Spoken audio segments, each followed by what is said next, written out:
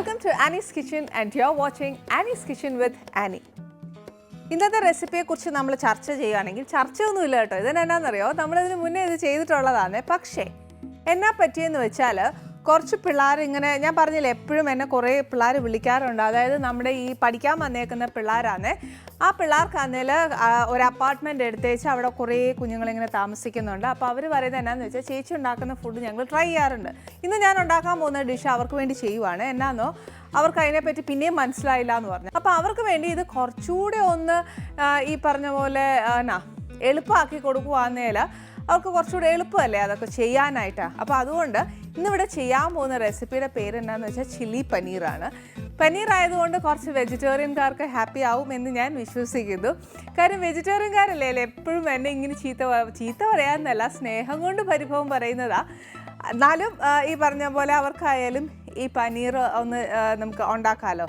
അപ്പോൾ അതിന് വേണ്ടിയ ഇൻഗ്രീഡിയൻ്റ് എന്നാന്ന് വെച്ചാൽ ഇതെല്ലാം നമുക്ക് വീട്ടിലുള്ളതാണ്. ഞാൻ പറഞ്ഞില്ലേ ഇതേപോലെ ചൈനീസിൻ്റെയോ നമ്മുടെ നാട്ടിലല്ലാത്ത എണ്ണ ഉണ്ടാക്കുവാണെങ്കിൽ ആ 3 സോസ് എപ്പോഴും വീട്ടിൽ കരുതുവാന്നേൽ മാറ്റി മറിച്ചും അങ്ങോട്ടും ഇങ്ങോട്ടും ഒക്കെ ഇട്ടേച്ച് ഉണ്ടാക്കാവുന്നതേ ഉള്ളൂ. അതുകൊണ്ട് ഇപ്പം അതിന് വേണ്ടിയ ഇൻഗ്രീഡിയൻറ്റ് നമ്മുടെ വീട്ടിലുള്ള സാധനം തന്നെയാണ്. ഫസ്റ്റ് ഞാൻ ഇൻഗ്രീഡിയൻറ്റ് പറഞ്ഞുതരാം എന്നാക്കെയാണെന്ന്. കുറച്ച് സ്പ്രിംഗ് ഓണിയൻ, ഉള്ളിത്തണ്ട്, കുറച്ച് പനീർ, പിന്നെ ഒരു ഇച്ചിരി പഞ്ചസാര, കുറച്ച് കോൺഫ്ലവർ, പച്ചമുളക്, കുറച്ച് ഉപ്പ്, കുറച്ച് കുരുമുളക് പൊടി, കുറച്ച് റെഡ് ചില്ലി സോസാണ് ഇത്. അതല്ല നമുക്ക് കുറച്ച് ടൊമാറ്റോ സോസ് വേണമെന്നുണ്ടെങ്കിൽ അത്, പിന്നെ കുറച്ച് ഇഞ്ചിയും വെളുത്തുള്ളിയുടെയും പേസ്റ്റ്, മല്ലിയില. ഇത് ശരിക്കും ഉള്ളിത്തണ്ടിൻ്റെ കൂടെ ഉള്ള ഉള്ളി അരിഞ്ഞേക്കുന്നത്. സോയാ സോസ്, കുറച്ച് ക്യാപ്സിക്കം. ഇത്രയും സാധനമാണ് നമുക്ക് വേണ്ടിയത്. ഇതിനകത്ത് പനീർ ശരിക്കും നമുക്ക് മേടിക്കാൻ കിട്ടും. ഇനിയിപ്പോൾ അഥവാ മേടിക്കാനുള്ള നേരം ഒന്നും കിട്ടിയില്ല എന്നുണ്ടെങ്കിൽ ഒരു കാര്യം ചെയ്താൽ മതി. നമ്മൾ വീട്ടിൽ നിന്ന് 2 കവർ പാൽ, ഒരു സ്മോൾ ഫാമിലിയൊക്കെ ആണെന്നേൽ 2 കവർ പാൽ ധാരാളം മതിയാവും. ആ 2 കവർ പാലെടുത്ത് കാച്ചാൻ വയ്ക്കുക. ഏകദേശം അത് തിളയ്ക്കാറാകുമ്പോഴത്തേനും എന്നാ ചെയ്യണമെന്ന് വെച്ചാൽ ഒന്നെങ്കിൽ നാരങ്ങ നീര്, ഒരു നാരങ്ങയുടെ അല്ലെങ്കിൽ 1.5 നാരങ്ങയുടെ നീര് പിഴിഞ്ഞ് അതിനകത്ത് ഒഴിക്കുക. അല്ലെന്നുണ്ടെങ്കിൽ എളുപ്പ കാര്യത്തിനാണെങ്കിൽ കുറച്ച് വിനാഗിരി അതിനകത്തോട്ട് ഒഴിക്കുക. ഇപ്പം വിനാഗിരിയൊക്കെ നമ്മൾ ഒരടപ്പ് ഒഴിച്ചാലൊന്നും അത്രയും പിരിയും, പക്ഷേ നല്ലോണം പിരിയണമെന്നുണ്ടെങ്കിൽ ഇച്ചിരി നല്ലതായിട്ട് ഒഴിക്കണം. ഒഴുകി കഴിയുമ്പോഴത്തേക്കുണ്ടല്ലോ പാലെല്ലാം കൂടെ പിരിഞ്ഞേച്ച് ഒരു കട്ടയായിട്ട് മാറും, വെള്ളം സെപ്പറേറ്റ് ആയിട്ട് മാറും. എന്നുവെച്ചാൽ ഈ പാലിനെ അരിച്ചെടുക്കണം. അതായത് നമ്മുടെ ഒരു തുണിയേലോ തോർത്തേലോ എണ്ണതേലത്തിലോ ഒന്ന് നല്ലതായിട്ട് അരിച്ചെടുത്തേച്ച് ഒരു കിഴി പോലെ ആക്കണേ. കിഴി പോലെ ആക്കിയേച്ച് ആ കിഴിയുടെ മുകളിലോട്ട് ഒരു കനമുള്ള എണ്ണതേലും ഒരു സാധനം, അതായത് ചപ്പാത്തി പരത്തുന്ന കല്ലോ അല്ലെങ്കിൽ വെള്ളം പിടിച്ച് വെച്ചിരിക്കുന്ന പാത്രമോ എണ്ണതേലും ഒക്കെ അതിൻ്റെ മണ്ടയിലോട്ട് എടുത്ത് വെക്കണം. ആ പനീറിൻ്റെ അന്നേരം ഉണ്ടല്ലോ ആ പനീറിനകത്തുള്ള വെള്ളം കംപ്ലീറ്റ് ആയിട്ട് അങ്ങ് പോയിട്ട് ഇതൊരു കട്ടി പീസായിട്ട് മാറും. ഒരു 10 to 15 minutes മതിയാവും. അപ്പോൾ പനീറായി മാറും. ഈ പനീറായി കഴിഞ്ഞ് കഴിഞ്ഞാൽ പിന്നെ നമുക്ക് ഉണ്ടാക്കാവുന്നതേ ഉള്ളൂ. ഈ പറഞ്ഞ പോലെയല്ല. അഥവാ പനീർ മേടിക്കുവാന്നേൽ ഈ ടെൻഷനൊന്നുമില്ല, ഡയറക്റ്റായിട്ട് ഉണ്ടാക്കിയാൽ മതി. പനീർ വീട്ടിലുണ്ടാക്കാൻ പറ്റും, വെളിയിലേ കിട്ടുള്ളൂ എന്നൊന്നും ഇല്ല. അപ്പോൾ പിന്നെ നമുക്ക് എല്ലാവർക്കും ഉണ്ടാക്കാൻ പറ്റുവാന്നേൽ എല്ലാ വീടുകളിലും ഉണ്ടാക്കാൻ ഒക്കുമല്ലോ. ഇപ്പോൾ ഫസ്റ്റ് എന്നാ ചെയ്യേണ്ടതെന്ന് വെച്ചാൽ ഒന്നെങ്കിൽ നമ്മുടെ കോൺഫ്ലവർ എന്നാ പറയുക കലക്കിയെടുക്കുക. അല്ലെന്നുണ്ടെങ്കിൽ കോൺഫ്ലവറും കുരുമുളക് പൊടിയും കൂടെ നമ്മുടെ പനീറിലോട്ട് ഇട്ടൊന്ന് കുഴയ്ക്കണം. പക്ഷേ അതിന് മുന്നേ എന്നാ ചെയ്യണമെന്നറിയോ, നമ്മുടെ ഈ ചീനച്ചട്ടിക്കകത്തോട്ട് ഇച്ചിരി എണ്ണ ഒഴിച്ച് വെച്ച് ആ എണ്ണ കംപ്ലീറ്റ് ആയിട്ട് ചൂടാവണേ. ചൂടായി കഴിഞ്ഞാൽ നമുക്ക് കാര്യങ്ങളൊക്കെ എളുപ്പമുണ്ടെന്ന് പറഞ്ഞാൽ ഒത്തിരി എണ്ണ അങ്ങോട്ട് ഒഴിക്കണ്ട. പനീർ വറുത്തെടുക്കേണ്ട എണ്ണയില്ലേ, അത്രയും മാത്രം മതി. ഒന്നെങ്കിൽ നമ്മൾ അതിനെ കോൺഫ്ലവർ കലക്കി എടുത്തേച്ച് ഓരോ പനീറായിട്ട് വറുത്തെടുക്കുക. അല്ലെന്നുണ്ടെങ്കിൽ ആ കോൺഫ്ലവറും എന്നാ പറയുക കുരുമുളക് പൊടിയും കൂടെ ഒന്ന് ഇച്ചിരി ഒന്ന് പനീറിൻ്റെ പുറത്തോട്ടൊന്ന് ഇട്ടേച്ച് ഒന്ന് വറുത്തെടുത്തേച്ചാലും മതി. ഏതാ എളുപ്പമെന്ന് വെച്ചാൽ അതങ്ങ് ചെയ്തു.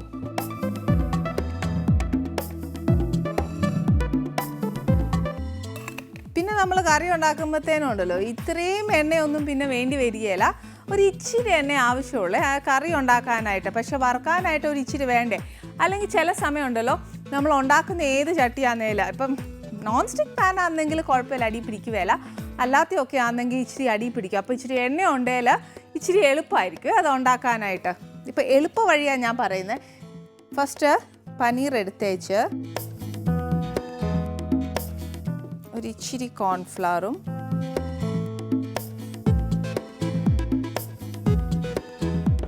കുറച്ച് കുരുമുളകും കൂടി ഇട്ടേച്ച്, പിന്നെ അല്ലാതെ നമ്മൾ ആ കറിയിൽ ഇടുവേ, എന്നാൽ ആ പനീറിനകത്തൊരു കോട്ടിങ് വരാനായിട്ടാണ്. ഇനിയിപ്പോൾ അതല്ല ഈ കോൺഫ്ലവറിൻ്റെ കോട്ടിങ് വേണ്ടാന്നുണ്ടെങ്കിൽ അങ്ങനെ ചെയ്യാവേ.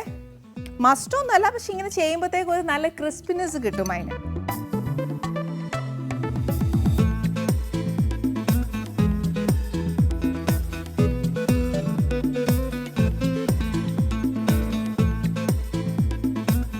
ഇത് ഒത്തിരി താമസമൊന്നും വരികയില്ല, പെട്ടെന്ന് അങ്ങ് മൂക്കാനേ ഉള്ളൂ.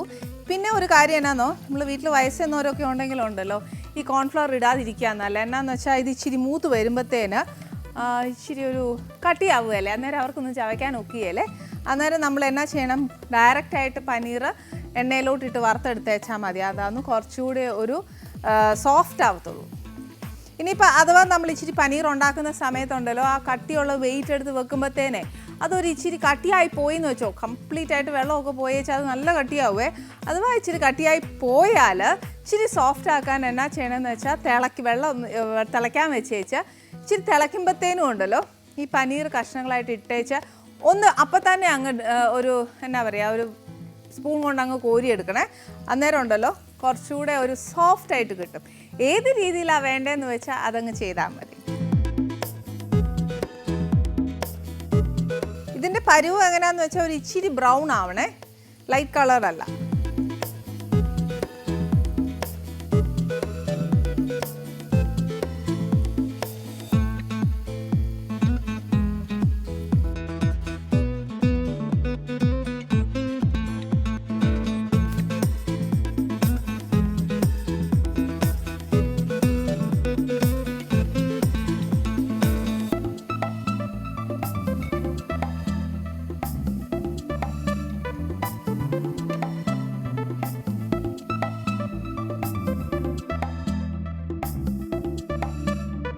നമ്മൾ പനീർ മാറ്റി വെച്ചു. ഇനിയിപ്പോൾ എന്നാന്നോ, ഈ പനീറിനകത്ത് നമ്മൾ കോൺഫ്ലവർ ഇട്ട് വറുത്തില്ലേ, അപ്പം പൊടിയിട്ട് വറക്കുവാന്നേൽ ആ എണ്ണയ്ക്കകത്ത് ഒരു ഇച്ചിരി എന്നല്ല, നല്ലോണം ആ പൊടി ആ എണ്ണയിലാവുമേ. അന്നേരം ഏറ്റവും കൂടുതൽ എന്നാന്ന് വെച്ചാൽ ആ എണ്ണയൊന്ന് മാറ്റി വെച്ച് നമ്മളൊരു ഇച്ചിരി പുതിയ എണ്ണ ഒഴിക്കുന്നതാണ് നല്ലത്. എല്ലാം ഉണ്ടല്ലോ ആ പൊടി അങ്ങ് കരിഞ്ഞ് പിന്നെ ആ കറിയുടെ സ്വാദ് അങ്ങ് പോവേ. അപ്പോൾ എന്നാന്ന് വെച്ചാൽ എണ്ണയൊന്ന് മാറ്റുക. പക്ഷേ നമ്മൾ ആ കോൺഫ്ലവറിനകത്തോട്ട് കോൺഫ്ലവർ കലക്കി വെച്ചാൽ ഓരോ പനീറായിട്ട് ഇട്ട് വറക്കുവാന്നേൽ ഈ പരിപാടി വരികയില്ല.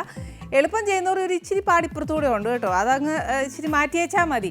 ഇനി നെക്സ്റ്റ് എന്താണെന്ന് വെച്ചാൽ ഇച്ചിരി എണ്ണ ഒഴിച്ച് വെച്ച് ഫസ്റ്റ് എന്താ ചെയ്യേണ്ടത്, കുറച്ച് ഇഞ്ചിയും വെളുത്തുള്ളിയുടെയും പേസ്റ്റ് ഒന്നെങ്കിൽ അരഞ്ഞിടാം, അല്ലെങ്കിൽ നമ്മൾ ചതച്ചിടാം, അല്ലെങ്കിൽ മേടിക്കുന്നതായാലും മതി.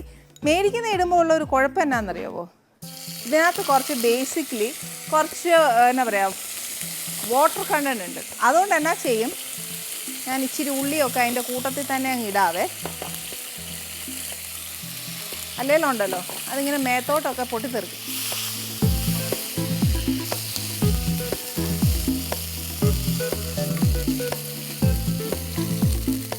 ഇത് ശരിക്കും എന്നാ ചെയ്യണമെന്നറിയാം, ഞാനിതെല്ലാം പെട്ടെന്ന് ഇടാൻ കാര്യം എന്നാന്ന് വെച്ചാൽ നമ്മൾ ഇഞ്ചിയും വെളുത്തുള്ളിയാണ് ഫസ്റ്റ് ഇടണ്ടേ. ഫസ്റ്റ് ഇട്ട് കഴിയുമ്പോൾ നമ്മൾ അരിഞ്ഞ് വെച്ചേക്കുന്നതാന്നേ കുഴപ്പമില്ല, നമ്മൾ വീട്ടിൽ ചതച്ച് വെക്കുവാന്നേലും കുഴപ്പമില്ല. പക്ഷെ നമ്മൾ മേടിക്കുവാന്നേലും ഉണ്ടല്ലോ അതിനകത്ത് ഇച്ചിരി വെള്ളമുണ്ട്. അപ്പോൾ നമ്മൾ ചൂട് എണ്ണയിലോട്ട് ഇടുമ്പോൾ അതങ്ങ് പൊട്ടിത്തെറിക്കും. അപ്പം ഇപ്പം ഞാൻ നേരെ ഇല്ലാഞ്ഞുകൊണ്ട് ഞാൻ ഇച്ചിരി എന്നാ പറയുക വെളിയിൽ നിന്ന് മേടിച്ച ഇഞ്ചി വെളുത്തുള്ളി അങ്ങ് ഇട്ടത്.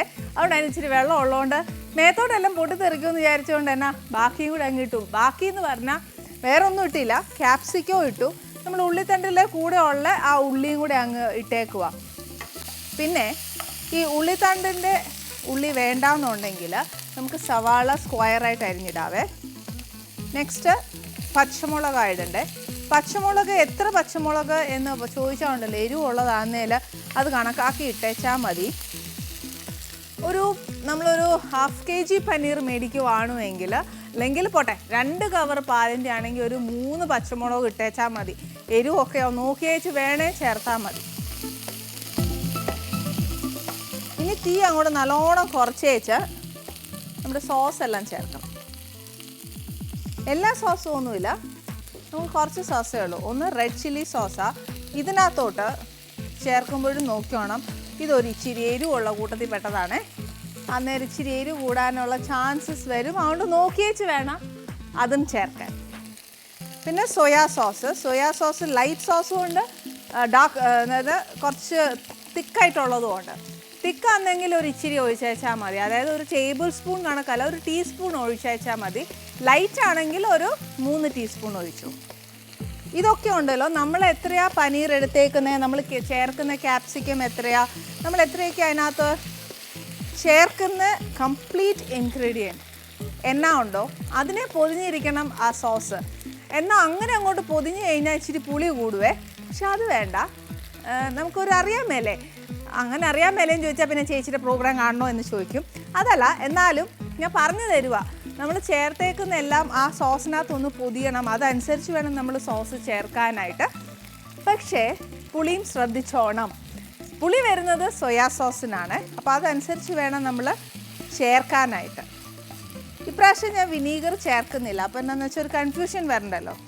ഒരു നുള്ള് പഞ്ചസാര, ഒരു നുള്ളെന്ന് പറയുമ്പോൾ ഇത്രേ പാടുള്ളൂ, പക്ഷെ അങ്ങനെയല്ല, ഒരു ഇച്ചിരി വേണം. ഒരു 1/4 സ്പൂൺ എടുത്തോ.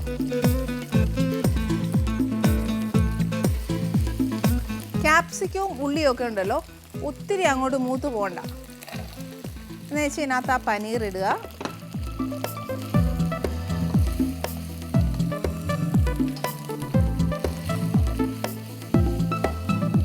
കുറച്ചും കൂടെ കുരുമുളക്, പച്ചമുളകുണ്ട്, റെഡ് ചില്ലി സോസ് ഉണ്ട്. അത് നോക്കിയേച്ച് വേണം. എന്നാലും ഇപ്പം ഞാൻ രുചിയായിട്ടൊന്നും നോക്കിയിട്ടില്ല, പക്ഷേ എന്നാലും ഇച്ചിരി വേണമെന്നാണ് എനിക്ക് തോന്നുന്നത്.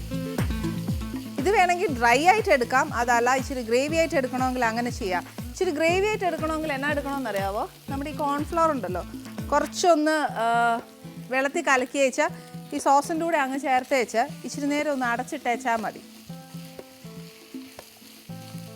അങ്ങനെ ചെയ്യണമെന്ന് മസ്റ്റല്ല, വേണം എന്നുണ്ടെങ്കിൽ അങ്ങനെ ചെയ്തേച്ചാൽ മതി. ഇതിനകത്ത് ഇപ്പം ഞാൻ പറഞ്ഞ പോലെ ഒരു ഇച്ചിരി സോസ് കൂടെ ആവശ്യമില്ലേ, അതിനകത്ത് ഞാൻ പറഞ്ഞ പോലെ അങ്ങനെ അങ്ങോട്ട് പൊതിഞ്ഞിട്ടില്ല കേട്ടോ.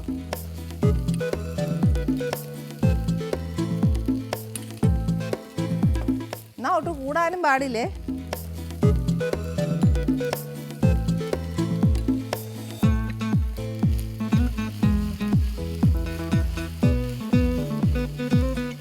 നമ്മളിപ്പം ഈ കോൺഫ്ലവർ കലക്കിയോ കൊഴിക്കോ ആകുന്നതിൽ ശരിക്കും നമുക്ക് ആ വെളിയിൽ നിന്ന് കിട്ടുന്ന പോലത്തെ ഒരു ടേസ്റ്റ് വരും. പക്ഷേ എൻ്റെ അഭിപ്രായത്തിൽ കഴിയുന്നതും നമ്മൾ അങ്ങനത്തെ കോൺഫ്ലവർ ഒന്നും ചേർക്കാതെ, എൻ്റെ അഭിപ്രായത്തിൽ ഞാൻ ഒരു ഇച്ചിരി വെള്ളം ഒഴിച്ചാൽ മതിയേ.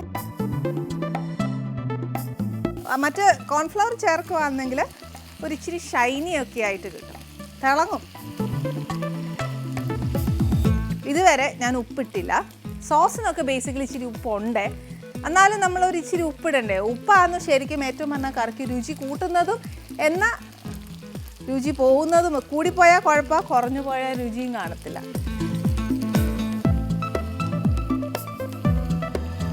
ഇതിൻ്റെ ഇടയിൽ കൂടെ ഞാനൊരു ഇച്ചിരി സ്പ്രിംഗ് ഓണിയൻ ഇട്ടിട്ടുണ്ട്. എന്നാന്നോ നമ്മുടെ പനീറിലെല്ലാം ഒരു ഇച്ചിരി ആ ഒരു എന്നാ പറയുക ടേസ്റ്റ് വരാൻ വേണ്ടിയിട്ടാണ്. ലാസ്റ്റ് നമ്മൾ ആ ഡെക്കറേഷൻ സമയത്ത് ഒന്നുകൂടി ഇട്ടേച്ചാൽ മതി. ഇനി തീ അങ്ങോട്ട് നല്ല ഫ്ലെയിം അങ്ങോട്ട് ഒത്തിരി കുഞ്ഞാക്കുക. സിമ്മേ വെച്ചേച്ച് ഒരു 5 to 6 minutes വേണ്ട, ഒരു 3 minutes മിനിമം എങ്കിലും അടച്ചിട്ടേച്ച് ആ പനീർ ഒരു ഇച്ചിരി സോഫ്റ്റ് ആയിക്കോട്ടെ. ആ സമയം കൊണ്ട് നിങ്ങൾ പിള്ളേർ വേണമെങ്കിൽ പോയി ഒന്ന് റെഡി അയച്ചു വരാം. ഹൈ ഫ്ലെയിം കൊടുത്തേക്കരുത്, ഒരു കുഞ്ഞ് ഫ്ലെയിമേ കൊടുക്കാം. അല്ലെങ്കിൽ ഒരു ഇച്ചിരി കൂടി വെള്ളം ഒഴിച്ച് വെച്ചാൽ ആ വെള്ളം ഒന്ന് പറ്റി പെരണ്ടൊക്കെ വരുന്ന ഒരു നേരം നമുക്കറിയാൻ മേലേ നമ്മുടെ കറി എങ്ങനെ വേണം എന്നുള്ളത് നമ്മൾ തീരുമാനിച്ചാൽ മതി. ലൂസായിട്ട് വേണോ, തിക്കായിട്ട് വേണോ, ഡ്രൈ ആയിട്ട് വേണോ എന്നുള്ളത് നമ്മൾ തീരുമാനിക്കുക. ഇവിടെ ഇപ്പം ഞാനൊരു സെമി ഗ്രേവി ആയിട്ടാണ് എടുക്കാൻ പോകുന്നത്. ഇന്ന് നമ്മൾ ചെയ്തേക്കുന്ന പനീർ ഏറ്റവും എളുപ്പമായിട്ടുള്ള ഒരു പനീറാണ് നമ്മളിവിടെ ചെയ്തത്. അതിൻ്റെ കൂടെ ചപ്പാത്തി പിന്നെ ഫ്രൈഡ് റൈസൊക്കെ ആണെങ്കിൽ കുറച്ചുകൂടെ നല്ല ടേസ്റ്റാണ്. പക്ഷേ നമുക്കിവിടെ ഇച്ചിരി സമയമുള്ളതുകൊണ്ട് നമുക്ക് ഫ്രൈഡ് റൈസും കൂടെ ഉണ്ടാക്കാനുള്ളൊരു നേരമില്ല കേട്ടോ. അപ്പം നമ്മൾ ചപ്പാത്തി ഏറ്റവും എളുപ്പമുള്ള കാര്യം. പിന്നെ ബേസിക്കലി നമ്മളെല്ലാവരും കേട്ടിട്ടുണ്ട്, ഏതാ കാക്കിക്കുള്ളിലെ ഒരു കലാകാരൻ എന്നുള്ളത് കേട്ടിട്ടുണ്ട്. ആനീസ് കിച്ചണിലും ഇന്ന് ഈ പറഞ്ഞ പോലെ ഒരു സ്പെഷ്യൽ ഗസ്റ്റാണ് നമ്മുടെ ആനീസ് കിച്ചണിൽ വരാൻ പോകുന്നത്. വേറെ ആരുമല്ല, ടോമിൻ തച്ചങ്കരി സാറാണ് നമ്മുടെ ആനീസ് കിച്ചണിലേക്ക് വരാൻ പോകുന്നത്. ടോമിൻ സാറിന് ആനീസ് കിച്ചണിലേക്ക് നമ്മുടെ ഹാർദമായ സ്വാഗതം ചെയ്യാം. സർ നമസ്തേ. സർ നമസ്തേ. സർ ഞങ്ങളുടെ ആനീസ് കിച്ചണിൽ വന്നതിൽ we are so thankful to you sir.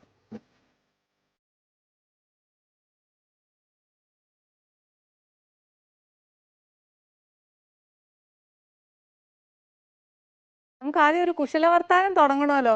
അതുകൊണ്ട് ഫസ്റ്റ് ഞാൻ ജ്യൂസിൽ സ്റ്റാർട്ട് ചെയ്യാം. എന്റെ ഇടയിൽ ഞാൻ ഭക്ഷണം തരാം. ആനി, ഞാൻ പഠിച്ചുകൊണ്ടിരുന്ന സമയത്തൊക്കെ ആനിയുടെ പടങ്ങൾ ഒത്തിരി കണ്ടിട്ടുണ്ട്. അപ്പോൾ ആനിയെ കണ്ടപ്പോൾ തന്നെ ഒത്തിരി വയറെന്ന് അറിഞ്ഞു. നേരിട്ടൊന്ന് കാണാൻ അവസരം കിട്ടിയല്ലോ. ഞാൻ SP കോളേജിൽ പഠിച്ചിരുന്നപ്പോഴൊക്കെ ഓർക്കുന്നില്ല, അന്നത്തെ പഴയകാല സിനിമകളൊക്കെ ഓർക്കുന്നുണ്ടോ എന്ന് അറിയാം. ഒത്തിരി കണ്ടിട്ടുണ്ട്. പിന്നെ ഷാജിയെ നല്ല പരിചയമുണ്ട്.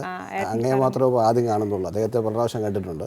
ഇപ്പം ഞാൻ സാറിനോട് കൊച്ചു വർത്താനം ചോദിക്കാന്ന് പറഞ്ഞാൽ ചിലപ്പോൾ ഞാൻ ഈ പറഞ്ഞ ഒരു ഇന്നസെൻസിൽ പരത്തിൽ ചോദിക്കുന്നതായിരിക്കും. എനിക്ക് ആദ്യം ചോദിക്കാനുള്ളത് എന്നാന്നോ, പോലീസ് എന്ന് പറയുമ്പോൾ ശരിക്കും നമ്മൾ കള്ളനെ പിടിക്കുക, അതാണ് കുഞ്ഞുനാൾ മുതലേ ഞങ്ങളൊക്കെ കേട്ട് വളരുന്നത്. പക്ഷേ സാർ എന്ന് പറയുമ്പം ആ പോലീസിൻ്റെ ഉള്ളിലൊരു കലയുണ്ട്. അതായത് സാർ മ്യൂസിക് ചെയ്യും, ഈവൻ സ്ക്രിപ്റ്റ് എഴുതും. ഈ പോലീസ് എന്ന് പറയുമ്പോൾ കള്ളനെ പിടിക്കാൻ ഭയങ്കര സമയമില്ല, അതാന്നൊക്കെ പറഞ്ഞ് ഭയങ്കരമായിട്ട് നടക്കുന്ന ഒരു വ്യക്തിക്ക് ഇതിനൊക്കെ സമയം കിട്ടുമോ സാർ? ആദ്യമായി തന്നെ പറയട്ടെ, ഈ പഴയകാല പോലീസിൻ്റെ ഒരു ആക്ടിവിറ്റീസ് അല്ല ഇപ്പോഴുള്ളത്. പണ്ടെന്ന് പറഞ്ഞാൽ ഈ ഭൗതിക ലോകത്തായിരുന്നല്ലോ അധികം ഈ കള്ളങ്ങളൊക്കെ നടക്കുന്നത്. ഇപ്പോൾ നമുക്കറിയാം അധികം സൈബർ ലോകത്തും അതുപോലെ തന്നെ മീഡിയ രംഗത്ത് അങ്ങനെ. അപ്പോൾ പണ്ട് കാലത്ത് ഇങ്ങനെ തല്ലുന്ന മീശയുള്ള കുംഭമീശയുള്ള പോലീസുകാരെ ഒന്നും ഇപ്പോൾ ഇഷ്ടമല്ല. ഇപ്പോൾ എല്ലാവരും ഒരു എക്സിക്യൂട്ടീവ് ടൈപ്പ്, ഒരു പോളിഷ്ഡ്, ഒരു കോർപ്പറേറ്റ് ലുക്കുള്ള ടെക്നോളജിക്കലി സൗണ്ടായിട്ടുള്ള ആളുകളെ ഇഷ്ടം. പിന്നെ ഈ കലാരംഗത്തെന്ന് പറഞ്ഞാൽ പോലീസിൻ്റെ പണ്ട് സത്യൻ മാസ്റ്റർ തന്നെ ഓർത്ത് നോക്കിയത് ആലപ്പുഴയിലെ SI ജഗന്നാഥൻ അദ്ദേഹം DYSP ആയിരുന്നു. അപ്പോൾ ഞങ്ങളുടെ പോലീസിൽ ഇഷ്ടം പോലെ കലാകാരന്മാരുണ്ട്. ശ്രീലക എഴുതും, സന്ധ്യ കവിതകൾ എഴുതും. അപ്പോൾ ഞാനതിനകത്ത് ഈ കൊമേഴ്ഷ്യൽ അതായത് രംഗത്ത് പ്രവർത്തിച്ചു, സിനിമാ രംഗത്ത് പ്രവർത്തിച്ചു. അതിന് പ്രധാന കാരണം എൻ്റെ വൈഫിന് റിയാൻ സ്റ്റുഡിയോ ഉണ്ട്, എനിക്കറിയായിരിക്കും. അപ്പോൾ അവിടെയായിട്ട് ബന്ധപ്പെട്ടപ്പോൾ കൊമേഴ്ഷ്യലി ഞാൻ കുറച്ച് ഇൻവോൾവായി. പിന്നെ ഈ കലാരംഗത്തും പോലീസ് രംഗത്തോട് ഒരുപാട് തുടരാൻ കഴിയാതെ വന്നു. അങ്ങനെ പല പരാതികൾ വന്നു. അങ്ങനെയൊക്കെ ഞാൻ പൂർണ്ണമായിട്ട് അവിടെ നിന്ന് വിട്ടു നിന്നു. അപ്പോൾ അങ്ങനെ ഇരിക്കുമ്പോഴാണ് ഇപ്പം അടുത്ത കാലത്തായിട്ട് ഒരു സ്ക്രിപ്റ്റ് എഴുതുന്നതിനെ കുറിച്ചൊക്കെ ഒരു ആലോചന വന്നത്. അതെ, അപ്പോൾ സിനിമയിലേക്ക് ഇനി അഭിനയിക്കുമോ സർ? ഇല്ല, അഭിനയിക്കാൻ ആരെങ്കിലും ചാൻസ് തരണ്ടേ? ഷാജി കാലത്തോട് വേറെ ഒരു ചാൻസ് തരാം. അങ്ങനെയാണെങ്കിൽ എനിക്ക് പറ്റിയൊരു കഥാപാത്രം കിട്ടിയാൽ ചോദിക്കണം എന്ന് ഓർത്തിരിക്കുക. പിന്നെ എന്നാ, അഭിനയിക്കുന്നതിന് എന്നാ കുഴപ്പം? അഭിനയിക്കുന്നത് നല്ല കാര്യമല്ലേ? അങ്ങനെയല്ല, അഭിനയിച്ച് രക്ഷപ്പെടണ്ടേ, പടം രക്ഷപ്പെടണ്ടേ? അതോടെ 4 നിലയ്ക്ക് പൊട്ടിയിട്ട് കാര്യമില്ലല്ലോ. അങ്ങനൊന്നുമില്ല, പക്ഷേ ഇഷ്ടമാണ് സാറിനപ്പം. പിന്നെ അതാ ഒരു ചാൻസ് കിട്ടിയാൽ നല്ലതല്ലേ? ഏതിനു വേണ്ടി സ്ക്രിപ്റ്റ് ചെയ്യുന്നത് സാർ? ഞാൻ ആക്ച്വലി ഈ KSRTCയിൽ നിന്ന് മാറിയ സമയത്താണ് അതിനെപ്പറ്റി ആലോചിച്ചത്.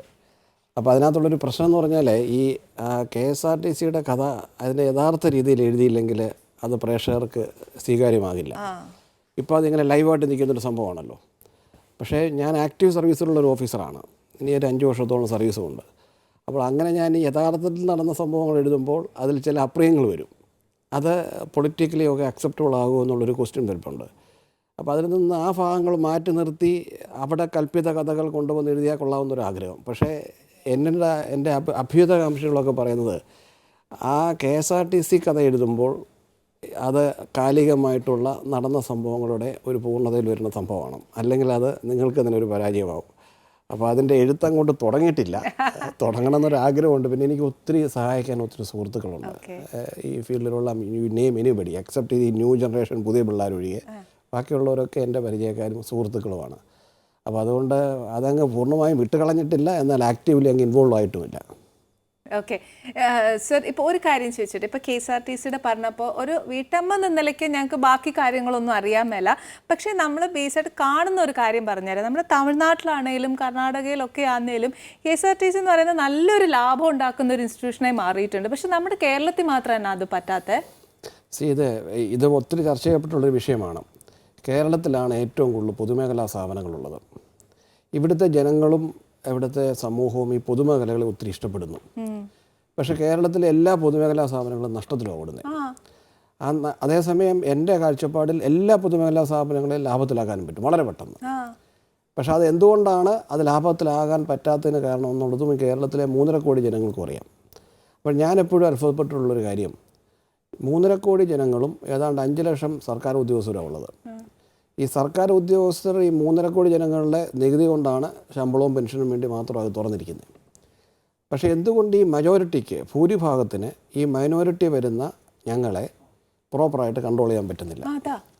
അപ്പോൾ അവിടെയാണ് ഭൂരിപക്ഷമാണ് ജനാധിപത്യത്തിൻ്റെ ഒരു സ്വഭാവമെങ്കിലും ഈ ന്യൂനപക്ഷ സ്വാധീനമുള്ളവരാണ് ഇതിനെ ഭരിക്കുന്നത് എപ്പോഴും. അതല്ലെങ്കിൽ KSRTC പോലെ വളരെ പെട്ടെന്ന് ലാഭത്തിലോ അല്ലെങ്കിൽ കോസ്റ്റിലേക്ക് മാറാവുന്ന ഒരു സ്ഥാപനത്തിൽ നിന്ന് പോലും എനിക്ക് പോരേണ്ടി വന്നില്ലേ? അറ്റ്ലീസ്റ്റ് അതിന് നഷ്ടവില ഉണ്ടാക്കിയിട്ടില്ലല്ലോ. അപ്പോൾ അതൊന്നും ഗവൺമെൻറ്റിൻ്റെ അങ്ങനെ ഒരു പൂർണ്ണ ഇഷ്ടത്തിനനുസരിച്ച് മാറിയ ആളാണ് ഞാനെന്ന് ഞാൻ വിശ്വസിക്കുന്നുമില്ല. അങ്ങനെയാണെങ്കിൽ ഗവൺമെൻറ് എന്നെ അങ്ങോട്ട് അയക്കത്തുമില്ല.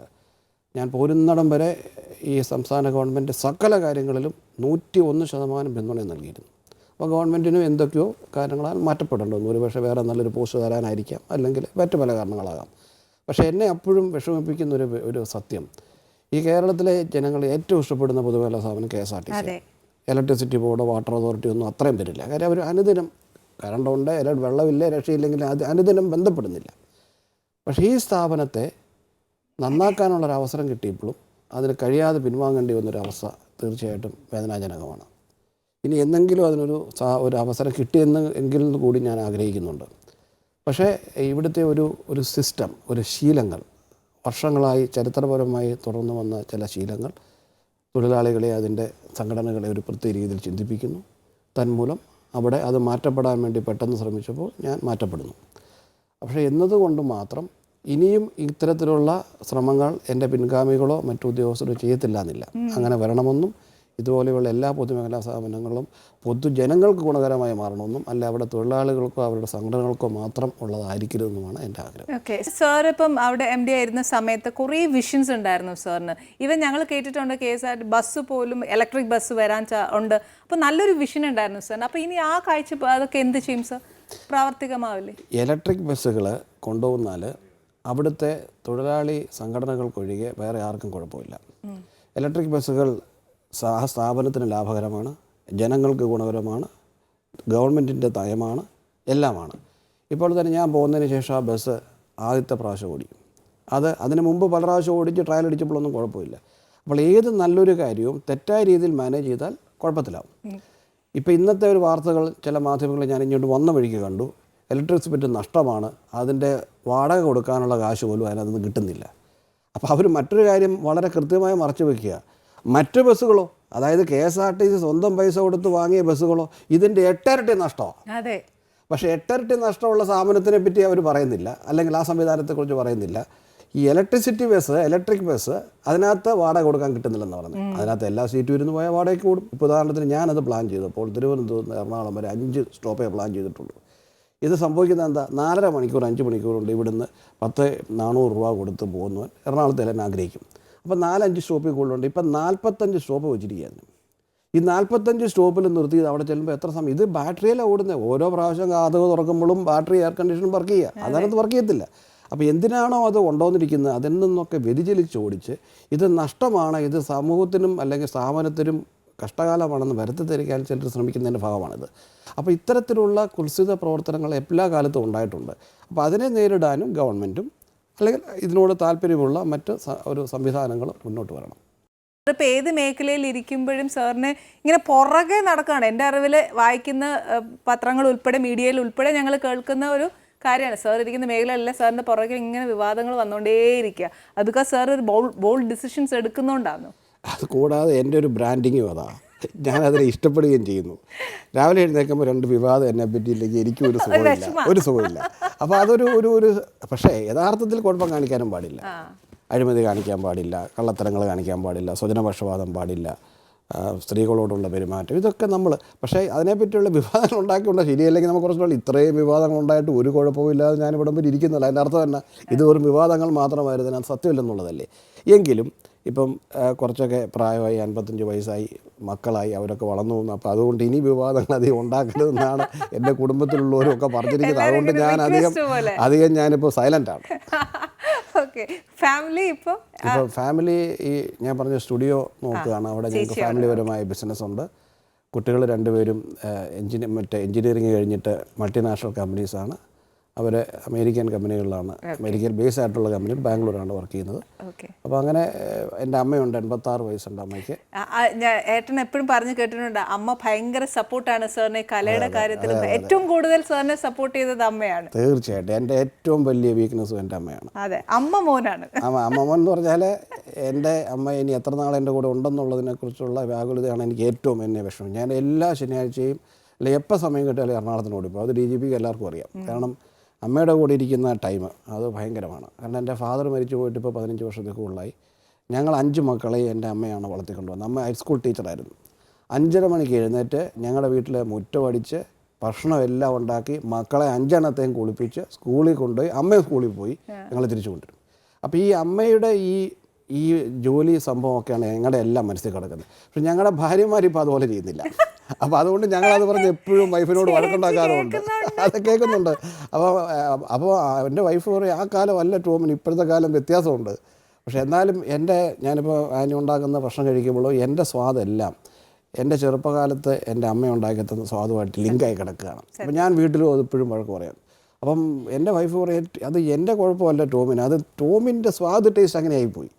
അന്ന് ഈ പറയുന്ന പോലെ അധികം മസാലയും കിസാലയൊന്നുമില്ല. ഞാൻ ഇപ്പോഴും ഓർക്കുന്നു ചെറുപ്പകാലത്തൊക്കെ ഞങ്ങളുടെ നാട്ടിൽ ഈ വലിവണ്ടിയല്ല മത്തിയും ചാളയും കൊണ്ടുവരും. അറിയോ എനിക്ക് വ്യത്യാസം? ചാള എന്ന് പറഞ്ഞാൽ തേരെ കുഞ്ഞത്, മത്തി എന്ന് പറഞ്ഞാൽ വലുത്. ചാള മേടിച്ചാൽ 1 രൂപ 1 കിലോയ്ക്ക് വളമിടും. ഏത് തെങ്ങിന്. ഈ വലിയ മത്തി എന്ന് പറയാൻ നെയ്യുള്ള മത്തി, അതിനകത്ത് പലഞ്ഞീനും കാണും. അത് മേടിച്ച് എൻ്റെ അമ്മ കട്ട് ചെയ്ത് വിറക്, അന്ന് ഞങ്ങൾക്ക് ഗ്യാസൊന്നുമില്ല. ഏതാ 1972 കാലങ്ങളായി പറയുന്നത്. നല്ല വെളിച്ചെണ്ണ ഒഴിച്ച് ഫ്രൈ ചെയ്യും. ഫ്രൈ ചെയ്ത് കഴിഞ്ഞിട്ട് ഈ ബാക്കിയുള്ള എണ്ണയ്ക്കകത്ത് ഈ ചോറിട്ടിട്ടൊന്ന് വരട്ടും. എന്നിട്ട് അത് ഞങ്ങൾക്ക് ഇങ്ങോട്ട് തരും. ഈ ടേസ്റ്റ്. പക്ഷേ എൻ്റെ വൈഫ് പറയും അയ്യോ എന്തൊരു കൊളസ്ട്രോൾ അതിനകത്ത്, എന്തൊരതായത്. അവള് ജനിച്ചു വളർന്നത് വിദേശത്താണ്, ബഹ്റിനിലും ഇംഗ്ലണ്ടിലും ഒക്കെ. അപ്പോൾ ആ ടേസ്റ്റാണ് പുള്ളിക്കാരത്തി. കസാനിയ അതുപോലെ തന്നെ ബേക്ക്ഡ് ഐറ്റംസ് ഒക്കെ. പക്ഷേ കല്യാണം കഴിച്ച് രണ്ടുപേരും കോംപ്രമൈസ് ചെയ്ത് നിൽക്കണമല്ലോ. അപ്പം എനിവേ ഞാൻ പറഞ്ഞു വന്നത്, മക്കൾക്ക് പ്രത്യേകിച്ച് ഞങ്ങളുടെ ആ ജനറേഷനിലൊക്കെ ഈ അമ്മമാരുണ്ടാക്കി തരുന്ന ടേസ്റ്റ് അങ്ങ് മാറത്തില്ല. അത് ഹെൽത്തി അല്ലായിരിക്കാം. ഇപ്പം ഞങ്ങളെല്ലാ ഞായറാഴ്ചകളും ഞാൻ ഓർക്കും ഞാൻ തന്നെയാണ് ബീഫ് മേടിക്കാൻ പോകുന്നത്. പള്ളി കഴിഞ്ഞാൽ ഒരു 1.5 കിലോയ്ക്ക് പൈസ തന്നു വിടും. 7 രൂപ 8 രൂപയ്ക്ക് അന്നുള്ളൂ. നേരെ പോയി ഇങ്ങനെ വഴിയരികെ തുറന്നിട്ടിരിക്കുന്ന ബീഫ് അത് കട്ട് ചെയ്ത് വീട്ടിൽ കൊണ്ടുവന്നാൽ ഉച്ചയ്ക്ക് ബീഫ് മൊരിച്ചെടുത്ത് അത് എന്നാ മൊരിപ്പാ പറഞ്ഞാൽ മനസ്സിലാകത്തില്ല. അധികം ഒന്നും സാധനങ്ങളില്ല, അടിപൊളി സാധനമായിരിക്കും. കാച്ചിമോരും ഒക്കെ ആയിട്ട് ഹാപ്പി. അതെ കാച്ചിമോരും കൂടി ഇടും. അന്ന് വെളുത്ത മോരും ഉണ്ട്. അപ്പോൾ ഞാൻ പറഞ്ഞു വന്നത്, ഇപ്പം അതൊക്കെ ധാരാളം കഴിക്കാനുള്ള കാശും സൗകര്യങ്ങളൊക്കെ ഉണ്ട്. പക്ഷെ കഴിക്കാൻ പറ്റത്തില്ല, കൊളസ്ട്രോളാണ്. ഇപ്പം എല്ലാം കൺട്രോളാണ്. സർ ഇനി അതേപോലെ ഒരു കുഞ്ഞൊരു ചോദ്യമാണ്. ഈ നമ്മൾ പോലീസ് കള്ളനെ പിടിക്കുന്നു, ശരി, ഓക്കെ. ഈ വലിയ കള്ളന്മാരെയൊക്കെ നമ്മൾ പിടിക്കാൻ പോകുമ്പോൾ സാറിന് എന്തെങ്കിലും ഒരു പ്രഷറൈസേഷൻസ് വന്നിട്ടുണ്ട്? ഇല്ല, അത് ബീങ് എ ബോൾഡ് ഓഫീസർ അല്ല, അതങ്ങനെയല്ല. ഈ പൊളിറ്റിക്കൽ കേസുകൾ വരുമ്പോൾ സാധാരണഗതിയിൽ അതാത് ഭരിക്കുന്ന പാർട്ടികൾക്ക് താല്പര്യങ്ങൾ കാണും. പക്ഷേ ഇപ്പം സാധാരണ മർഡർ കേസുകളോ റേപ്പ് കേസുകളോ ഒക്കെ വരുമ്പോൾ അങ്ങനെ ഒരു സംഭവം വരുന്നില്ല. ഇതൊക്കെ ഞാൻ ഇപ്പോഴും പറയുമ്പോൾ പൊളിറ്റിക്കൽ കേസുകളിൽ പോലും ഇപ്പോഴും അങ്ങനെ ഒരു സമ്മർദ്ദമില്ല. കാരണം ഇപ്പം അവർ നമ്മളോട് പറയുമ്പോൾ തന്നെ ഇതെല്ലാം റെക്കോർഡ് ചെയ്യപ്പെടുക. പഴയ കാലഘട്ടമല്ല. ഇപ്പം ഞാൻ ഇങ്ങോട്ട് വരുമ്പോൾ തൊട്ട് എനിക്കറിയാം എൻ്റെ ഫ്രണ്ടിൽ CC ക്യാമറ ഉണ്ട്. ഞാൻ സംസാരിക്കുന്ന ഫോണുകളിനകത്തെല്ലാം ഒന്നുകിൽ അവർ റെക്കോർഡ് ചെയ്യാം, അല്ലെങ്കിൽ വേറെ എവിടെയോ കേൾക്കാം. ഇപ്പം ഡിജിറ്റൽ യുഗത്തിൽ നമ്മുടെ സ്വകാര്യത എന്ന് പറഞ്ഞ സംഭവം മൊത്തം തീർന്നു. അപ്പോൾ അതുകൊണ്ട് തന്നെ ഈ സമ്മർദ്ദത്തിന് വഴങ്ങി കേസ് അന്വേഷിക്കുന്നതിലുപരിയായിട്ട് ചില ഉദ്യോഗസ്ഥർ അറിഞ്ഞുകൊണ്ട് തന്നെ അവരെ സഹായിക്കാൻ നോക്കും. ഉദാഹരണത്തിന് ഒരു രാഷ്ട്രീയ നേതൃത്വത്തിന് താല്പര്യമുള്ള കേസാണെങ്കിൽ അദ്ദേഹം പറയാതെ തന്നെ അദ്ദേഹത്തിന് വേണ്ടി ചെയ്തു കൊടുത്ത് കൂടുതൽ സമയം ആ പോസ്റ്റുകളിൽ ഇരിക്കാനൊക്കെ ശ്രമിക്കുന്നവരുണ്ട്. എങ്കിലും പൊതുവേ കേരള പോലീസ് ഇന്ത്യയിലെ പോലീസുകളിൽ വളരെയധികം എഡ്യൂക്കേറ്റഡ് ആണ്. അങ്ങേക്കറിയാം, എഡ്യൂക്കേറ്റഡ് ആയിട്ടുള്ള പോലീസാണ്. അപ്പോൾ അതിനകത്ത് തന്നെ അതിൻ്റേതായിട്ടുള്ള ചില ഔന്നത്യങ്ങളും കാണിക്കുന്നുണ്ട്. ഇപ്പോൾ പല രംഗത്തും മറ്റ് സംസ്ഥാനങ്ങളെ അപേക്ഷിച്ച് കേരള പോലീസ് മുന്നോട്ട് നിൽക്കുകയാണ്. ഇനിയും കുറേയധികം മുന്നോട്ട് പോകാനുണ്ട്. അപ്പോൾ അതുകൊണ്ട് ഈ പണ്ട് നമ്മൾ സിനിമകളിൽ കാണുന്ന പോലത്തെ ഒരു സ്വാധീനങ്ങളും സംഭവങ്ങളൊന്നും യഥാർത്ഥ പോലീസ് ലൈഫിലില്ല. പക്ഷേ നിങ്ങൾ അറിയാത്ത വിധത്തിലുള്ള പല രഹസ്യ സംഭവങ്ങളും ഇതിനകത്ത് ഉണ്ടോ എന്നുള്ളതും ശരിയാണ്. അത് സത്യമാണ്. അത് പലപ്പോഴും രാജ്യരക്ഷയെ സംബന്ധിച്ച കാര്യങ്ങളാവും, കമ്മ്യൂണൽ ഇഷ്യൂസാവും, ലെഫ്റ്റ് വിങ് അതായത് ടെററിസ്റ്റ് മാവോയിസ്റ്റ് സംഭവിച്ച കാര്യങ്ങൾ. അത് അങ്ങനെയുള്ള സമയങ്ങളിലൊക്കെ ഒരു പക്ഷേ ഞങ്ങളൊരു വലിയ ഒരു താല്പര്യത്തിന് വേണ്ടി, രാജ്യരക്ഷയെ സംബന്ധിച്ച താല്പര്യത്തിന് വേണ്ടി ചിലപ്പം ഹ്യൂമൻ റൈറ്റ് വയലേഷനെ സംബന്ധിച്ചിട്ടുള്ള ചില സംഭവങ്ങളിലൊക്കെ നമ്മൾ ഒരു അറ്റൻഷൻ കൊടുക്കേണ്ടി വരും. അല്ലാതെ നമ്മൾ പണ്ട് കാലത്തെ നസീർ, ഉമർ അല്ലെങ്കിൽ ജയഭാരതി ടൈപ്പ് പടങ്ങളിൽ കാണുന്ന പോലീസ് ഓഫീസർ വരുന്നതും വില്ലൻ റോളിൽ വരുന്ന അതുപോലത്തെ ഒരു സംഭവം ഇപ്പോൾ ഇല്ല. സർ ഇപ്പോൾ ഇതേപോലെ സർ പറഞ്ഞില്ല, ഇതേപോലെ ക്രൈം ഒരുപാട് നമ്മുടെ ഇപ്പോഴത്തെ കാലഘട്ടത്തിൽ നടക്കുന്നുണ്ട്. അറ്റ് ദ സെയിം ടൈം ഒരു സ്ത്രീയെ സംബന്ധിച്ച് വെളിയിലോട്ട് ഇറങ്ങി നടക്കാൻ പോലും പേടിയുള്ള ഒരു സമയമാണ്. ബിക്കോസ് ഒരു 3 മാസമുള്ള കുഞ്ഞു പോലും അബ്യൂസ്ഡ് ആയി പോകുന്ന ഒരു കാലമാണ്. ശരിക്കും നമ്മൾ അതിനുള്ള പ്രിക്വേഷൻസോ അല്ലെങ്കിൽ കാലഘട്ടത്തിനനുസരിച്ച് മാറ്റങ്ങൾ വരുത്തണ്ടേ സർ? തീർച്ചയായിട്ടും. അതായത് ഈ ഞങ്ങളെപ്പോഴും പറയും, എനിക്ക് 2 പെൺകുഞ്ഞുങ്ങളാണല്ലോ. ഒരു പെൺകുഞ്ഞുണ്ടായാൽ അത് മരിക്കുന്നിടം വരെ അച്ഛനും അമ്മയ്ക്കും അതൊരു വേദനയാണ്. കാരണം വേദന എന്നല്ല, ഒരു കല്യാണം കഴിപ്പിച്ച് വിട്ടാലും അതിന് ശേഷം വിട്ടാലും അവരുടെ സെക്യൂരിറ്റി, അതൊരു മാറിയ ലോകത്തിൻ്റെ ഒരു പ്രശ്നമാണ്. ഇപ്പം ഈ ക്യാമറകൾ, ഉദാഹരണത്തിന് ബാത്റൂമിൽ പോകുമ്പോൾ ഒരു ക്യാമറ വെക്കുക എന്ന് പറയുന്നത് വളരെ എളുപ്പം. ഈ ബട്ടണിനകത്തൊരു പക്ഷേ ക്യാമറ കാണും. അപ്പോൾ ടെക്നോളജി അഡ്വാൻസ് ചെയ്യുമ്പോൾ അത് മിസ്യൂസ് ചെയ്യാനുള്ള സൗകര്യങ്ങൾ കൂടി. പണ്ടാണെങ്കിൽ ഇപ്പോൾ ഒരാളെ പറ്റി ഒരു വൃത്തികേട് എഴുതണമെങ്കിൽ കാർഡ് മേടിക്കണം, ഇല്ലൻ്റ് മേടിക്കണം, എഴുതി വിടണം. ഇപ്പോൾ അതാണോ? ഇപ്പോൾ അയാളുടെ സ്വകാര്യതയിൽ ഇരുന്നൊരു കമ്പ്യൂട്ടറിൽ പോയിട്ട് അവിടെ നിന്ന് വിട്ടാൽ എവിടെ നിന്നാണ് ഇത് വന്നതെന്ന് പോലും അറിയാൻ കഴിയില്ല. അതങ്ങ് സ്പ്രെഡ് ചെയ്യുക. ചില ഗ്രൂപ്പുകളിലൊക്കെ കയറ്റി വിട്ടാൽ ഒരു ക്ലിക്ക് കൊണ്ട് അത് ഒരു 10 ലക്ഷം സ്ഥലത്തേക്കൊക്കെ അങ്ങ് പോവുകയാണ്. അപ്പോൾ ഒരാളെ പറ്റി ഡീഗ്രേഡ് ചെയ്യാൻ, മോശപ്പെടുത്താൻ ഉള്ള സാധ്യതകൾ ഇപ്പോൾ കൂടി. അപ്പോൾ അതുമായിട്ട് ബന്ധപ്പെട്ടും ടെക്നോളജിയുമായിട്ട് ബന്ധപ്പെട്ടും ഈ സ്ത്രീകൾ അബ്യൂസ് ചെയ്യപ്പെടാനുള്ള സാധ്യതകൾ ഒത്തിരി കൂടി. അതിന് ടെക്നോളജി തന്നെ പരിഹാരവും കണ്ടെത്തണം. അപ്പോൾ പണ്ടുള്ളതിനേക്കാളും കൂടുതൽ സ്ത്രീ സുരക്ഷയ്ക്ക് ബുദ്ധിമുട്ടുകൾ ഉണ്ടാകാനുള്ളത് ഫിസിക്കൽ വേൾഡിനേക്കാൾ ഉപരി വെർച്വൽ വേൾഡിലാണ്. അപ്പോൾ അതൊരു വലിയ പ്രശ്നമായിട്ട് അവശേഷിക്കുന്നു. പക്ഷേ അതേസമയം വൈകുന്നേരങ്ങളിലൊക്കെ റോഡുകളിലൊക്കെ ഇറങ്ങി പോകുന്നവർക്ക് അങ്ങനെ ഒരു ബുദ്ധിമുട്ടുണ്ടാകുമെന്ന് എനിക്ക് തോന്നുന്നില്ല, അറ്റ്ലീസ്റ്റ് പട്ടണങ്ങളിലെങ്കിലും. കാരണം അവിടെ എല്ലാം ക്യാമറകളുണ്ട്, ആളുകൾ പോകുന്നുണ്ട്. അൺലെസ് ഈ പെൺകുട്ടിയും കോപ്പറേറ്റ് ചെയ്തില്ലെങ്കിൽ നമ്മൾ പഴയ നമ്മുടെ ജോസ് പ്രകാശ് സാറൊക്കെ കാണിക്കുന്ന പോലത്തെ ഒരു സംഭവം ഉണ്ടല്ലോ, അതൊന്നും ഇപ്പോൾ ഒരു പോസിബിളാണെന്ന് എനിക്ക് തോന്നുന്നില്ല. പിന്നെ ചിലത് ഈ മലയോര മേഖലകളിലും ഒറ്റപ്പെട്ട വീടുകളിലടുത്തൊക്കെ സ്വന്തം ജനങ്ങളും സ്വന്തക്കാരും അല്ലെങ്കിൽ അപരിചിതരൊക്കെ വന്ന് ഇങ്ങനെ പെട്ടെന്ന് വന്നുള്ളൊരു സംഭവങ്ങൾ നടക്കുന്നതായിട്ട് ശ്രദ്ധയിൽപ്പെട്ടിട്ടുണ്ട്. അതിന് മാതാപിതാക്കൾ പ്രീകോഷൻ എടുക്കേണ്ടതായിട്ടുണ്ട്. നമ്മൾ ശരിക്കും പാരന്റലി എല്ലാം കൊടുക്കേണ്ട ഗൈഡ് ലൈൻസ് മാക്സിമം കുട്ടികൾക്ക് ഇപ്പോൾ സ്കൂളുകളിലും കൊടുക്കുന്നുണ്ടല്ലോ. സ്കൂളുകളിൽ പിന്നെ ഞങ്ങൾ പോലീസിൽ തന്നെ ജനമൈത്രി പോലീസുണ്ട്, വനിതകൾക്കുള്ള ഹെൽപ്പ് ലൈനുണ്ട്.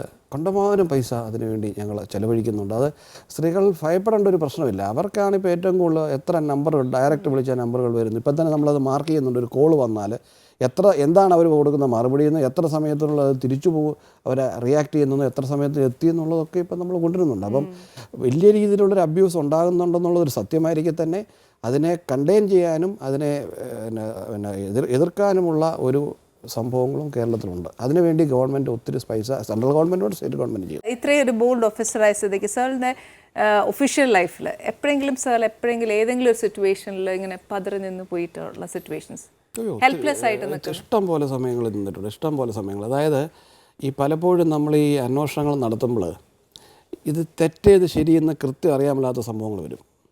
അപ്പോൾ അതിനകത്ത് വലിയൊരു പബ്ലിക് പ്രശ്നം വരും. ഒരു പർട്ടിക്കുലർ കേസ് ഞാൻ ഓർക്കുന്നു. ഞാൻ ഒരു മർഡർ കേസ് അന്വേഷിക്കുക. ഒരു കല്യാണം കഴിച്ച അന്ന് രാത്രി തന്നെ ആ കല്യാണം കഴിച്ച ആളും അയാളുടെ ഭാര്യ അയാളുടെ അമ്മയും മർഡറാകുന്നു ഇടുക്കി ജില്ലയിൽ. അപ്പം ആ മർഡറാകുമ്പോൾ ആ ഒരു ഇടിപിടി കാര്യങ്ങൾ നടക്കുന്നതുകൊണ്ട് ഈ അക്യൂസിൻ്റെ കയ്യിൽ എന്തെങ്കിലും ഒരു ഇഞ്ചുറി ഉണ്ടെന്നും അറിയാം. അപ്പോൾ അവിടെ കംപ്ലീറ്റ് പ്രഷറാണ് ഈ കേസിലെ പ്രതിയെ പിടിക്കാൻ വേണ്ടി. പോലീസ് കഴിവില്ല, അതാണ് ക്രൈംബ്രാഞ്ചിലേക്ക് പോകാൻ പോകുന്നത്. അപ്പോൾ ഞങ്ങൾ ലോക്കൽ പോലീസിൻ്റെ ഭാഗമാണ്. അപ്പോൾ എങ്ങനെ ഈ കേസ് പിടിക്കണം എന്ന് ഓർത്ത് നിൽക്കുക. അപ്പോൾ ആ പരിസരത്തുള്ള ആശുപത്രികൾ ആരെങ്കിലും എന്തെങ്കിലും വെട്ടും കിട്ടും വന്നാൽ ഉടനെ എല്ലാം കൊണ്ടുവന്ന് ചോദ്യമാണ്. അപ്പോൾ ചോദിച്ച് ചില ഒരു പർട്ടിക്കുലർ കേസിൽ ഒരു ഡോക്ടറും വരുന്നു. അപ്പോൾ ഡോക്ടറുടെയൊക്കെ ചികിത്സിക്കാൻ ഈ പർട്ടിക്കുലർ അക്യൂസ് ചെന്നപ്പോൾ ഡോക്ടർ ഇത് അറിയാതെ അവനെ കൊണ്ട് കുറേ കറങ്ങിയിട്ടുണ്ട്. അപ്പോൾ യഥാർത്ഥത്തിൽ ഡോക്ടർ ഇത് അറിഞ്ഞിട്ടാണോ അറിയാതാണോ നമുക്കറിയില്ല. അപ്പം ഡോക്ടർ പത്രമൊന്നും വായിക്കാത്ത ആളാണ്. പക്ഷേ ജനങ്ങൾ പറയുന്നത് ഈ ഡോക്ടറോട് കൂടിയാണ് ചെയ്തേക്കുന്ന കാരണം അല്ലേ ഡോക്ടർ 3 ദിവസം ഇവനെ കൊണ്ട് കറങ്ങി നടക്കേണ്ട കാര്യമില്ല, അസ്വാഭാവികതയല്ലേ.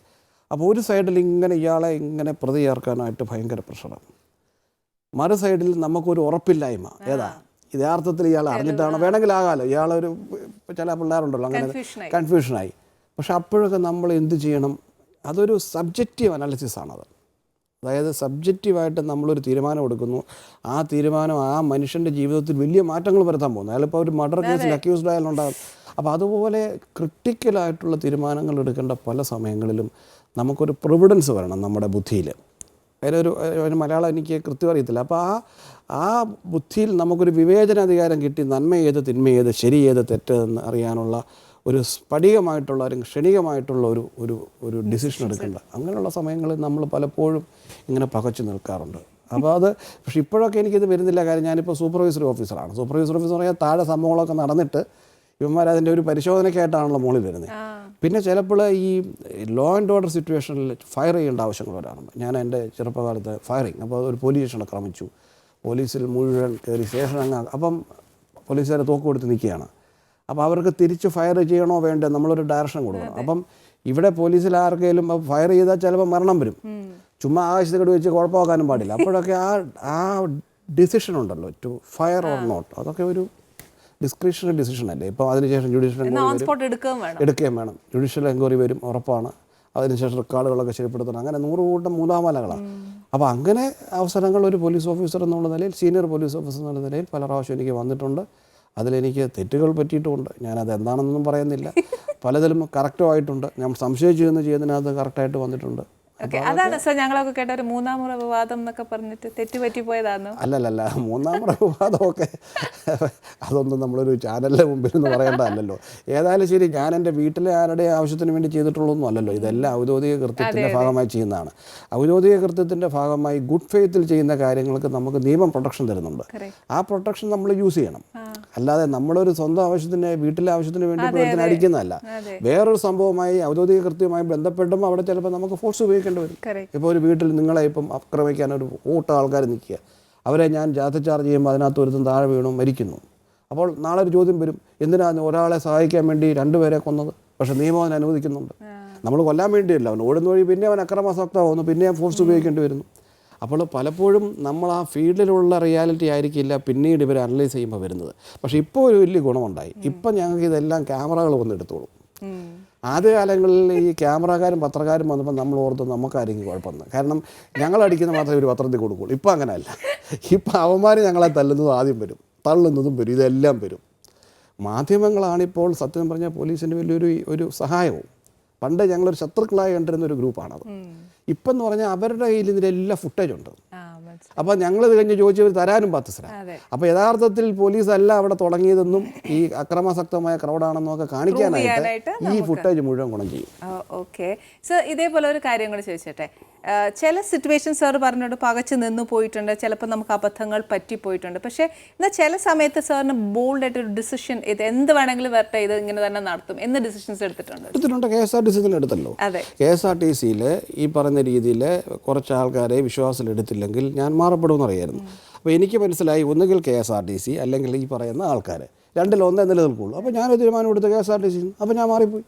അപ്പോൾ അതൊരു അറിഞ്ഞുകൊണ്ട് തന്നെ ഞാനെടുത്തൊരു തീരുമാനമാണല്ലോ. വേണമെങ്കിൽ എനിക്ക് തുടരാമായിരുന്നു. അപ്പം അവർ പറയുന്നത് ഒരു വർഷങ്ങളായി ഉണ്ടായിരുന്നൊരു സിസ്റ്റമാണ്, അതൊരു സുപ്രഭാതത്തിൽ നിങ്ങൾക്ക് ഇല്ലാതാക്കാൻ കഴിയില്ല, അപ്പോൾ അതിനെയും കൂടി വിശ്വാസത്തിലെടുക്കണം. അപ്പോൾ ഞാനതിനു വേണ്ടി ട്രൈ ചെയ്യുന്നു. അപ്പോൾ എനിക്ക് മനസ്സിലാകുന്നു ആ വിശ്വാസത്തിലെടുത്തു കഴിഞ്ഞാൽ ഈ സ്ഥാപനം തീർന്നു പോകും. അപ്പോൾ ഞാനൊരു സ്ഥാപനം ഉള്ള 10 മാസമെങ്കിൽ 10 മാസം നല്ല അന്തസ്സായി അങ്ങ് പഠിക്കുക. അതൊരു പൂർണ്ണതയിലെത്തുകയും ചെയ്ത് സ്വന്തമായിട്ട് പൈസ കാശ് കൊടുക്കാൻ കഴിഞ്ഞില്ലേ. ഞാനവിടെ തുടരുന്നെങ്കിൽ അടുത്ത മാസങ്ങളിലെല്ലാം സ്വന്തം വരുമാനത്തിന് പൈസ കൊടുക്കാൻ കഴിഞ്ഞേനെ. തന്നെയുമല്ല 6 മാസം കഴിയുമ്പോൾ KSRTCയുടെ ഫണ്ടിൽ നിന്ന് ഒരു 50 കോടി രൂപ ഫിനാൻസ് ഡിപ്പാർട്ട്മെൻറ്റിൽ കടം കൊടുക്കാമെന്ന് വരെ ഞാൻ ഇപ്പോഴത്തെ മന്ത്രിയോട് വരെ പറഞ്ഞിട്ടുണ്ട്. അപ്പോൾ അത് ഒരു തീരുമാനമാണ്. We know that this is going to happen if you take a bold decision, but still we took. അതുകൊണ്ട് എന്ത് കുഴപ്പമുണ്ടായി? എനിക്ക് അതേപോലെ പോലീസിൽ ജോലിയുണ്ട്, സംവിധാനങ്ങളെല്ലാം ഉണ്ട്. പിന്നെ ഈ പറയുന്ന രീതിയിൽ ആ സീറ്റില്ലെന്ന് മാത്രമല്ല. അതെ സർ, ജനങ്ങളുടെ ഇടയിൽ ഏറ്റവും പ്രിയങ്കരനായത് സർ KSRTCയിൽ വന്നേ. പിന്നെ ശരിക്കും പറഞ്ഞാൽ സർ ഒന്നുകൂടെ അവിടെ വന്നു കഴിഞ്ഞാൽ സർ ഉദ്ദേശിക്കുന്ന നല്ല വിഷൻസ് എല്ലാം നടപ്പിലാക്കുകയല്ലേ? ഒരു സർക്കാർ ഉദ്യോഗസ്ഥനായ ഞങ്ങളെപ്പോലുള്ളവർക്ക് അങ്ങനെയൊന്നും ആഗ്രഹിക്കാൻ പാടില്ല. ഞങ്ങൾ ആഗ്രഹിക്കുക, അല്ലാതെ ജനങ്ങൾ ആഗ്രഹിച്ചുകൊണ്ട് കാര്യമില്ലല്ലോ. ഇവിടെ ഞങ്ങളെ നിയന്ത്രിക്കുന്നത് ഭരണ സംവിധാനമല്ലേ. ഇപ്പം ഇതുവരെ ഒരു പക്ഷേ ഇനി കിട്ടാൻ പോകുന്നൊരു പോസ്റ്റിൽ ഒരു അവസരം കിട്ടിയാൽ, അവസരങ്ങളാണ് ഞങ്ങളെ വലിയ ഓഫീസറും ചെറിയ ഓഫീസറും ആക്കുന്നത്. ഒരു ഉദാഹരണത്തിന് ഞാൻ KSRTCയിൽ എന്നെ കൊണ്ടാക്കിയതാരായി ഗവൺമെൻറ് അല്ലേ. ഗവൺമെൻറ് അങ്ങനെ അവസരം തന്നുകൊണ്ടല്ലേ എനിക്ക് എക്സൽ ചെയ്യാൻ കഴിഞ്ഞതും അങ്ങ് പറഞ്ഞ പോലെ ഒരു പേരെടുക്കാൻ കഴിഞ്ഞതും. പക്ഷേ ഇതേ ഗവൺമെൻറ് തന്നെ തീരുമാനിക്കുന്നു ഇനി അതല്ല നല്ലതെന്ന് തീരുമാനിക്കുന്നു. അപ്പം നമ്മളതിനനുസരിക്കണം.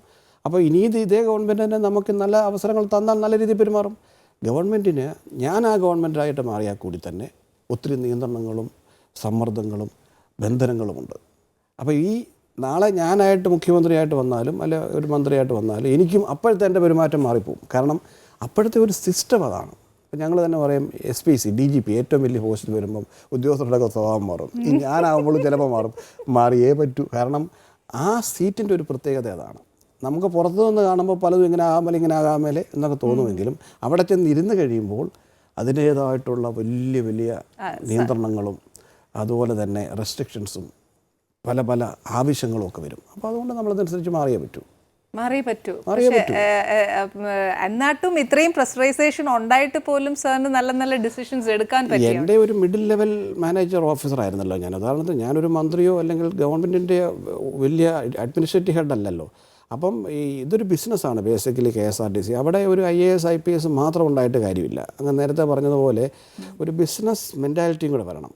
തീരുമാനങ്ങൾ പെട്ടെന്ന് എടുക്കണം. അതിലെല്ലാം ഒരു കച്ചവടമായിട്ടുള്ളൊരു കണ്ണ് വേണം. ജനങ്ങളാണ്, അത് കൺസ്യൂമർ. ജനങ്ങളുടെ പോക്കറ്റിൽ കിടക്കുന്ന പൈസ നമുക്ക് അടിച്ചു മാറ്റിയാലേ അവിടെ ലാഭം ഉണ്ടാവും. ജനങ്ങൾ വരാനും തയ്യാറാണ്. അപ്പോൾ ഇനി അതിനുള്ളൊരു അറ്റ്മോസ്ഫിയർ ഉണ്ടാക്കുക. അറ്റ്മോസ്ഫിയർ എന്ന് പറയുന്നത് ഒന്ന് സമയത്ത് വണ്ടി ഓടിക്കുക, 2 കൃത്യമായിട്ട് ഓടിക്കണം. ഒരു ദിവസം ഓടിച്ച് അടുത്ത ദിവസം അത് ഓടണം.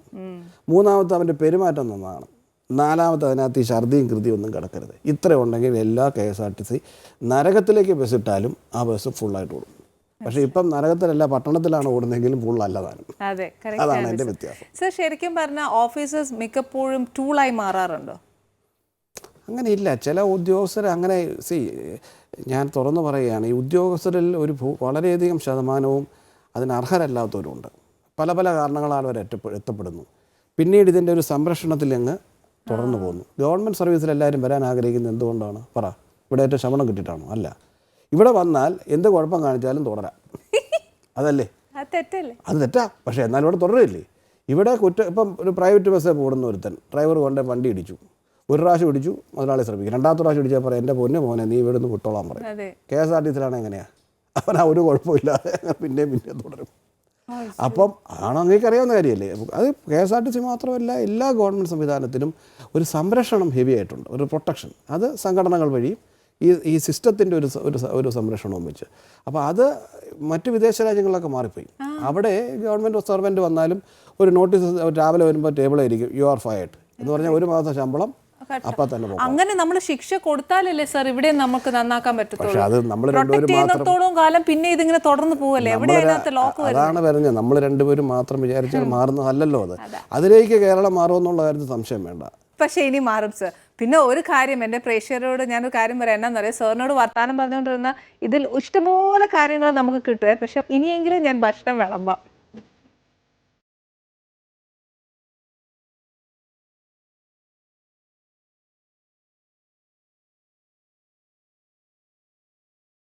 സർ, ഒരു കാര്യം ചോദിച്ചിട്ട്, ഇപ്പം നമ്മുടെ സമൂഹത്തിൽ ഒരുപാട് പ്രശ്നങ്ങളുണ്ട്, ഒരുപാട് കാര്യങ്ങൾ ഫേസ് ചെയ്യുന്നുണ്ട്. സർ, ബേസ് ഒരു അഡ്വൈസ് കൊടുക്കാൻ പറ്റുന്ന എന്തായിരിക്കും നമ്മുടെ സമൂഹത്തിന്?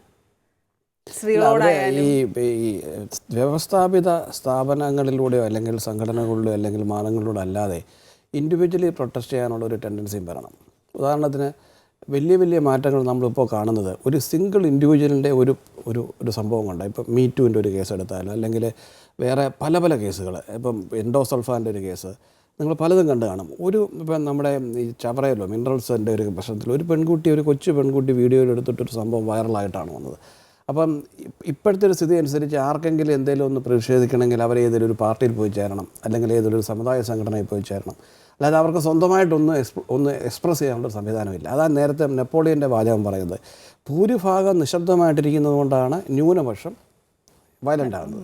അപ്പോൾ അതുകൊണ്ട് എല്ലാവരും കരുതേണ്ടത് ഞാൻ മാത്രം വിചാരിച്ചാൽ ഒന്നും ഒരു മാറ്റം വരുത്താൻ പറ്റുന്നില്ല എന്ന് കരുതണ്ടാണ്. ഇപ്പോൾ ഞാൻ IPS ഓഫീസർ ആയതുകൊണ്ടാണ് സാറിന് ഇതൊക്കെ ചെയ്യാൻ പറ്റിയത്, എനിക്ക് ചെയ്യാൻ പറ്റത്തില്ല എന്ന് കരുതുന്നത് തെറ്റാണ്.